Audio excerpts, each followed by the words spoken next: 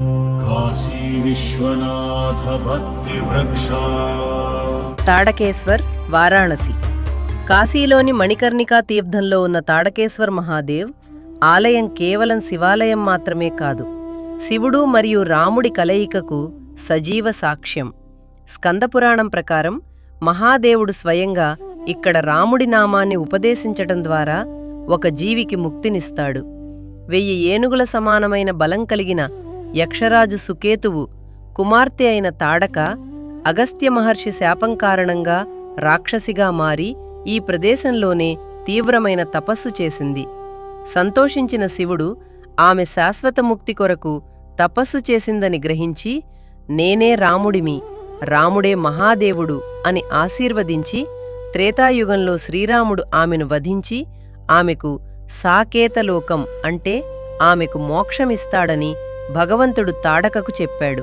అప్పటి నుండి ఈ లింగం తాడకేశ్వర్ లింగంగా ప్రసిద్ధి చెందింది. రామాయణంలో ఋషుల ఆచారాలకు మరియు అమాయక ప్రజలకు ముప్పుగా ఉన్నందున విశ్వామిత్రుడి ఆదేశం మేరకు రాముడు దుష్ట రాక్షసి అయిన తాడకను వధించాడు. మానవునికి ఈ లింగ దర్శనం చేసుకోవడం వలన అన్ని పాపాల నుండి విముక్తి లభిస్తుంది.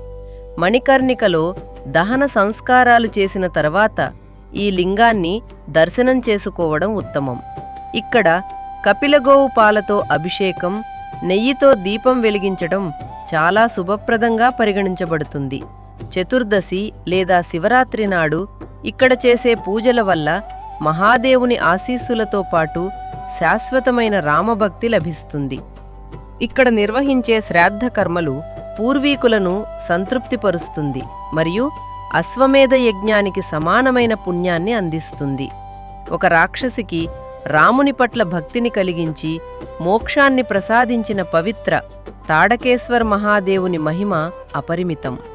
ఓం శ్రీ తాడకేశ్వరాయ నమః. కాశీ విశ్వనాథ భక్తి వృక్ష.